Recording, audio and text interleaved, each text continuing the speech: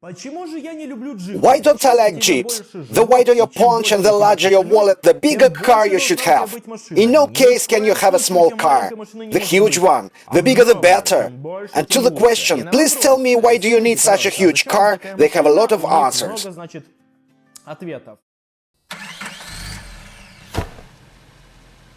Доброе утро, дорогие товарищи. Good morning, dear comrades. In fact, Jeeps are being bought like everything else for different purposes. Some people like off-road sports, others like off-road tourism, the rest just need to get to the point where the road is not very good or there is no road at all. But today we'll talk about another theme. Does a Jeep have advantages during normal operation in the home work cottage mode? Some owners of belly graters believe that there are no pluses. We will not blame them for this. They are sincere in their mistake. Не будем их за это осуждать, они заблуждаются совершенно искренне. And let's look for the pros. We'll look for the cons too, but not this time. Поищем тоже, но не в этот раз. To illustrate, I took a number of videos, most of which were shot in Moscow and Moscow region, where the situation with the quality of the roads and their cleaning is relatively favorable. A small request to you before we start. When you write comments, please try to do it without insults at any address, and without rude words that may help you in other life situations. Thanks. Пожалуйста, постарайтесь обойтись без оскорблений в чей бы то ни было адрес и без мата. Спасибо. Yes, I'm aware that a Jeep like a Xerox is a proper name. In Russia, we used to call a shelf-shaped all-terrain car a Jeep, but in order not to bother the Jeep legals, I will call it an ATC, an all-terrain car. And by this I mean cars like Pajero, Montero, G-Class, Land Cruiser, Wrangler, Russian UAZ and so on. And not crossovers, even if they are large and square enough, well, like the BMW X5 or Mercedes GL. In Russia, we used to call a normal passenger car with a single-axle drive a belly grater, due to its small ride height. So I will use this term in this video as well.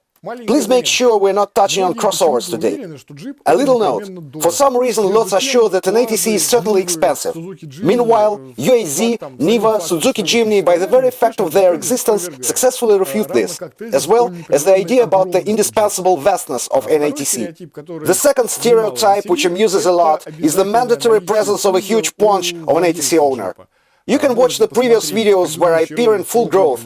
Try to find a paunch.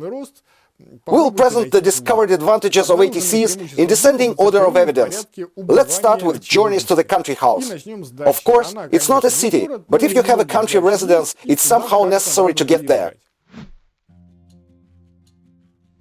The road to a country house may look something like this. Of course, if you have asphalt laid to the very gate and snow is removed twice a day in winter, you don't need an ATC. But if you still have one, you can even leave the parking lot uncleaned for the whole winter, without any problem. The first thing that comes to mind after the road to the country house is winter parking. In fact, look, here a tractor drove and made a parapet of snow. For belly graters, this is an insurmountable obstacle, and the ATC doesn't even notice it. Here the parapet is bigger, and still it's not a problem. As you can see, the ATC passes absolutely calmly. By the way, later the same car just as easily drives back. On belly grater, this trick is possible, but only with a running start, and only if you previously remove the snow. All of it. Suppose a car is parked, but snow also falls in the parking lot, and it's not always promptly cleaned there. Then the parking lot and the exit from the parking space look something like this, or something like that.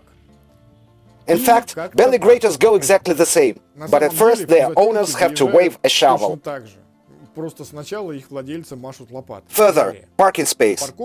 An ATC driver has a slightly different vision, thanks to which he sees more parking spaces. Well, here, for example, a belly grater's owner sees just a snowdrift, which prevents walking and riding. Even if there is nowhere else to park, he would never even think of considering a snowdrift as a parking place. And the ATC owner will consider. By the way, in winter it is belly graters that are massively parked sloppy, often interfering with the passage. It's strange because the owners of such cars say that they do not experience any problems even in summer or in winter. Who then scatters their vehicles at random, what do you think? With parking, everything seems to be clear. Let's see what happens on the road. During snowfall, single-axle drives are hardly accelerated, sometimes with great difficulty. Despite this, many continue to occupy the left and all other roads, interfering with those who can drive faster than 30 km per hour or 18 mph. Yes, I'm aware that an all-wheel drive car slows down just like a single-wheel drive, but this is not a way to go at an unreasonably low speed. Some go deftly around like this and get out, and then they can't move normally. So the question is, why did you go around? Roads can be like that. It's not uncommon at the end of winter. Well, in Moscow it's a rarity, of course, but in the region as many as you like, not to mention other cities in our vast country. We are going further. More precisely, we are not going. Single-axle drives say vzh, I cannot drive into a small hill. Hasta la vista. The crossroads are locked. Everything around is buzzing and no one is driving because the intersection is in the lowland and the road goes a little up in all directions.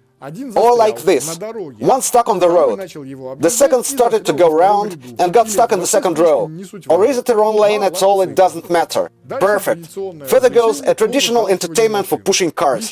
I emphasize once again that this is happening on the normal road. We continue to reduce the degree of evidence but not significance. The road can be made of pits. On belly graters, you can only go slowly on such a road so as not to be left without wheels.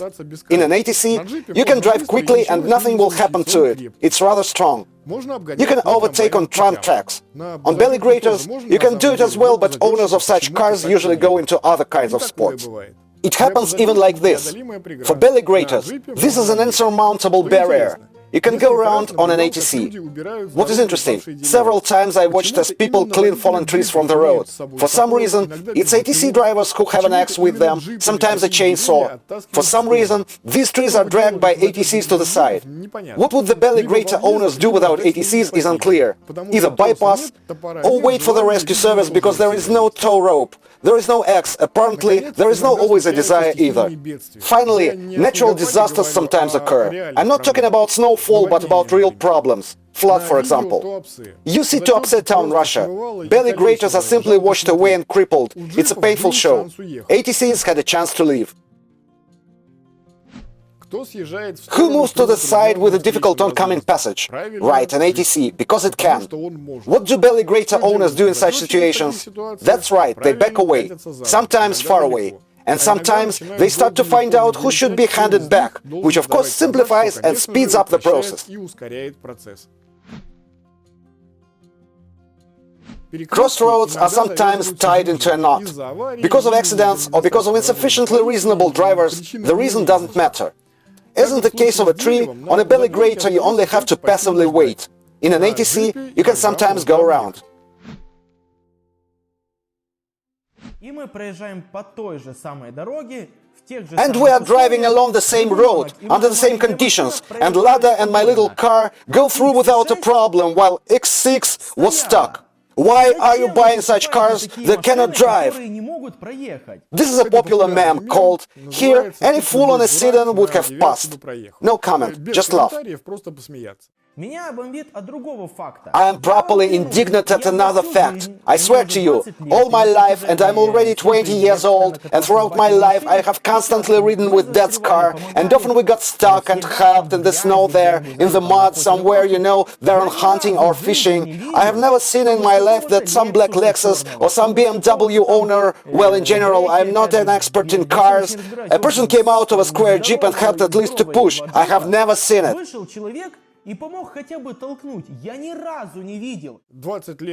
20 years is a serious age. The person has rich experience, there is no arguing. But since it happened that you haven't seen such a miracle, I'll show it. The car is black, though not Lexus. Both fragments were shot within 1 month. As you know, not all such episodes appear on the video. Usually there is simply no way to shoot, and frankly, there is no desire to do it. Moreover, when someone takes someone else out of a snowdrift, if one of the two cars is an ATC, somehow the ATC is the car that goes to the rescue. Such an amazing fact.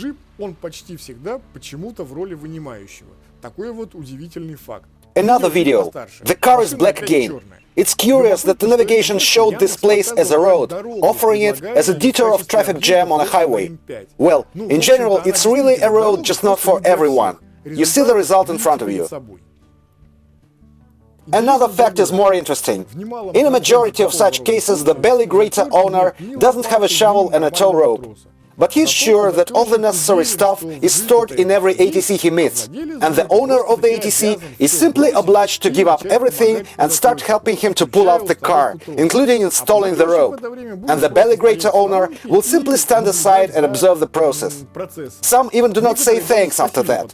Frankly, this discourages helping, but so far has not completely recaptured.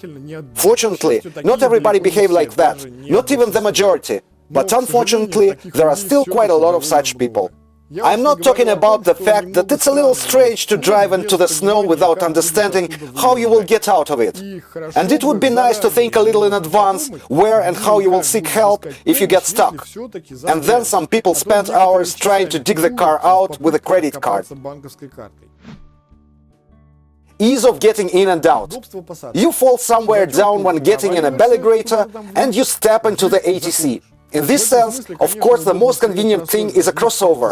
You just sit down in it like on a chair. We will talk about crossovers separately. But in an ATC sitting high, you see far. Most cars are lower, and therefore, in an ATC, moreover than in a belly grater, one can see not only the back of the front car, but also far ahead. For the same reason, it's convenient to drive through all kinds of intersections with cars in yards. You can look around without blindly sticking out the beak of your car at the intersection, hoping that this is an all-prize lottery.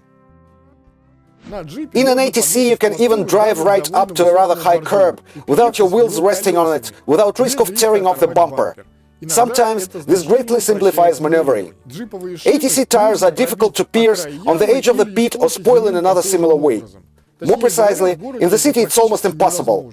The resource of ATC tires is large. According to my observations, they serve up to 2 times longer than similar belly grater ones. The ATC tires are more expensive, of course, but the price difference is by no means double. Well, for the last tidbit about the driving rules and their observance. Paragraph 8.5 of the Russian traffic regulation states, before turning right, left or turning around, the driver must take the appropriate lane on the road in advance. Please note that there are no reservations in the rules about when the appropriate lane is fully laden with snow.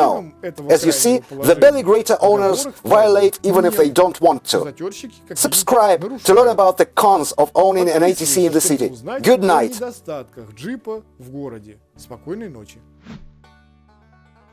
I almost forgot. Carrying capacity. In an ATC, unlike belly graters, you can load a ton and go quietly. Or put 4 people in a car, take a trunk full of all sorts of different stuff and rush off on vacation. The car will definitely not fall on the spring stops. Moreover, in general, it will not notice the load. The car depicted here is loaded with 0.8 tons and it's feeling okay. But still, ATCs also have flaws, so sign up.